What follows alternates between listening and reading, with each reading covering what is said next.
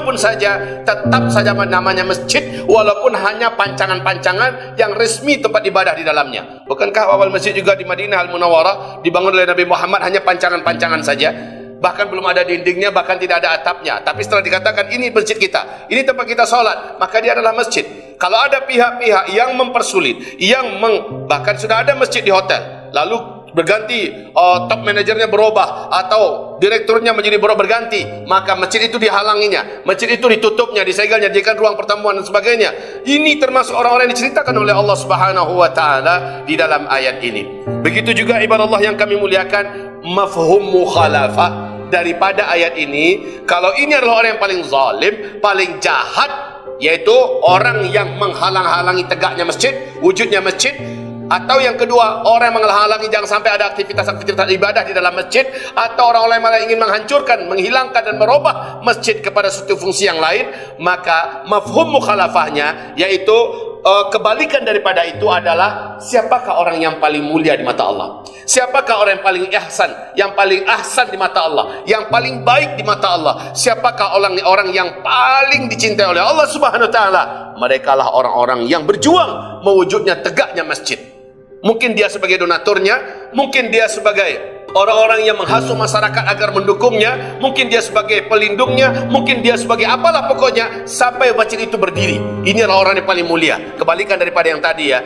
Yang kedua, siapa orang yang paling mulia? Setelah masjid ada, dia ingin berusaha memakmurkan masjid. Bukan hanya dirinya saja yang pergi ke masjid itu untuk sholat 5 waktu dan mendengarkan ceramah, tapi dia ajak orang lain, dia bantu manajemen masjid, dia jadikan masjid itu makmur, dia jadikan masjid itu padat dan ramai jamaahnya, aktivitasnya bermanfaat dan berguna untuk agama, dunia dan akhirat. Maka inilah orang-orang yang paling mulia dan paling baik di mata Allah. Dan yang ketiga, orang-orang yang terus berusaha membela masjid ini agar jangan sampai masjid itu menjadi hilang, jangan sampai masjid itu dirubah fungsi, jangan sampai masjid itu diratakan dengan tanah. Dia berjuang. Inilah orang-orang yang paling mulia. 3 orang yang paling zalim, paling jahat, dan inilah 3 orang yang paling mulia. Ibarat Allah yang kami muliakan.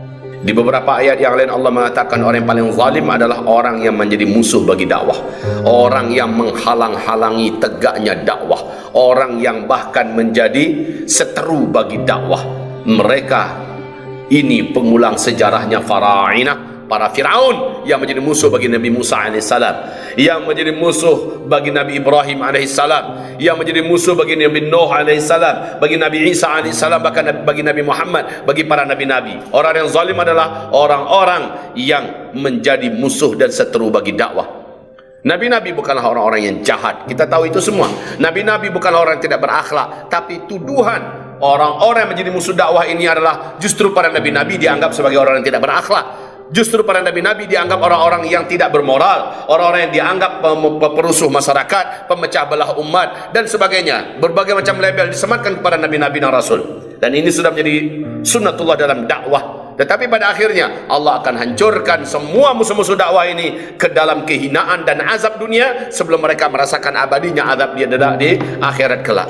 Sekelas Bal'am menjadi ulamanya Fir'aun, menjadi corong yang membahasakan bahasa-bahasa agama untuk membela-bela kekuasaan Fir'aun, dan mereka-mereka ini dimasukkan ke dalam azab yang teramat sangat dahsyat oleh Allah SWT bersama dengan Fir'aun. Para ulama-ulama yang zalim di masa ini, mereka berpihak kepada kekuasaan yang zalim dalam rangka memusuhi dakwah, memusuhi ahli-ahli dakwah, memusuhi agama Allah Subhanahu wa taala, berkedokkan agama, memakai ayat, membacakan hadis, lalu mengatakan inilah dia yang sebenar-benarnya lurus dan sebagainya. Padahal jelas apa yang sedang mereka hadapi, jelas siapa yang sedang mereka bela. Maka insya-Allah sejarah akan terulang, nasib mereka akan seperti ulama-ulama Bal'an, sekelas Bal'am. Sakaratul maut. Saudara-saudaraku, telah kita uraikan sebelumnya bahwa sesungguhnya berkaitan dengan masalah ini tidak ada yang dapat kita jadikan sandaran, pijakan dan pegangan dalil yang bisa kita pegang untuk bisa dipercayai selain hanya dari Al-Quranul Karim dan hadis-hadis Nabi yang sahih. Kita belum pernah mendengar ada orang yang sudah menjalani proses alam barzakh, sakaratul maut, alam barzakh, azab kubur, ya, malawal ala, asfalus safilin, yang semuanya kembali dan menceritakan pada kita. Belum ada, belum pernah ada dan tidak akan pernah ada.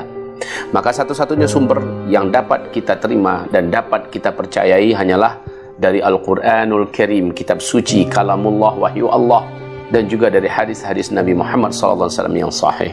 Saya sudah menyampaikan tentang ngeri, dahsyatnya dan beratnya kematian sakaratul maut orang-orang kafir, orang-orang munafik, orang-orang musyrik, orang-orang fasik, ahli maksiat, orang-orang yang sesat dan menyimpang, serta para zalimin, para mujrimin. Sebagaimana kita juga sudah menceritakan tentang uniknya dan indahnya kematian orang-orang yang saleh, orang-orang yang bertakwa, orang-orang yang beriman, orang-orang yang muslim kafah, orang-orang yang semasa hidupnya menyebarkan kebaikan dan suka menolong antar sesama, orang-orang yang sangat ringan tangannya, orang yang sangat dermawan hati jiwanya untuk mengorbankan harta, pikiran, ilmu, waktu, bahkan nyawanya untuk segala sesuatu yang diridhoi oleh Allah Subhanahu wa taala. Akhir hayat mereka seindah apa kita telah uraikan. Salah satu di antara yang disebutkan oleh Allah Subhanahu wa taala terjadi kepada orang-orang yang sakaratul mautnya indah, yaitu seperti yang difirmankan oleh Allah di dalam surat Al-Fussilat, surat 41 ayat 30, 31 dan 32. Mari kita simak. A'udzu billahi minasyaitonir rajim. Bismillahirrahmanirrahim.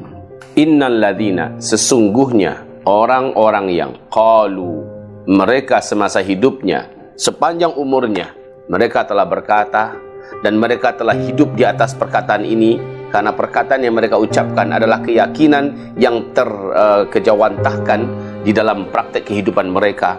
Rabbunallah, pengatur kami hanyalah Allah. Rabb yang kami tauhidkan hanyalah Allah, yang kami yakini memberikan kepada kami kehidupan ini, memberi kami rezeki, memberikan kepada kami segala sesuatu yang zahir dan batin, dan penggenggam penguasa dunia dan akhirat hanyalah Allah.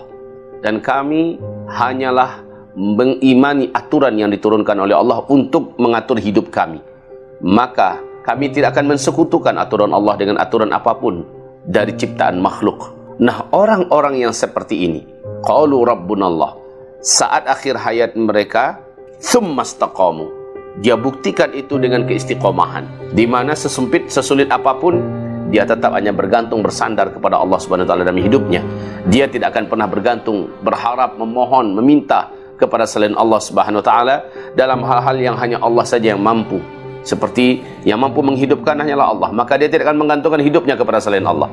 Yang mampu mengayakannya hanya Allah, maka dia tidak akan meminta kekayaan kepada selain Allah Subhanahu wa taala. Yang mampu membimbingnya menuju jalan yang lurus hanyalah Allah, maka dia tidak akan mencari bimbingan selain bimbingan Allah Subhanahu wa taala. Dan peraturan yang paling diyakininya paling benar adalah peraturan yang datang dari Allah, karena demikianlah pengumuman Allah dalam Al-Quran. Innal hukmu illa lillah. Hak untuk mengatur hidup kalian dan menetapkan hukum dalam hidup kalian hanyalah hak Allah. Maka dia pun tidak mau menerima apapun peraturan, ketetapan, hukum yang lain kecuali yang hanya bersumber dari Allah Subhanahu wa taala. Dia istiqomah walaupun dia diuji dengan berbagai macam ujian, walaupun dia ditekan, walaupun dia dipersulit, walaupun dia di-PHK, walaupun dia diusir, walaupun dia harus dijeruji besi dengan fitnah, dengan kezaliman, dan bahkan dengan pembunuhan. Tsumma istaqamu, mereka buktikan mereka tetap istiqomah. Nah, orang-orang yang berprinsip Rabbunallah tsumma istaqamu, apa yang terjadi pada mereka waktu sakaratul mautnya? Yang terjadi adalah luar biasa. Kita dengarkan lanjutan ayatnya. Tatanazzalu alaihimul malaikah. Tanazzala yatanazzalu tanazzulan, ya. Tanazzala yatanazzalu tatanazzalu, ini adalah fi'il dengan timbangan tafa'ala yatafa'alu tafa'ulan. Maknanya apa? Berkali-kali datang kepada mereka para malaikat. Jadi sebelum kematiannya datang kepada mereka para malaikat memberikan kabar-kabar gembira. Kita ingat ada 70.000 malaikat yang Allah turunkan dari langit menjelang seorang hamba diwafatkan oleh Allah dengan melalui tangan malaikat mautnya. 70.000 malaikat ini memberikan kabar gembira kepada orang ini. Tatanazzalu alaihimul malaikah. Apa kabar gembiranya? Ini menjelang akhir hayat, ya. Dan hanya dia seorang yang mampu menyaksikan, hanya dia seorang yang mampu mendengarkan. Apa yang dikatakan oleh malaikat ini?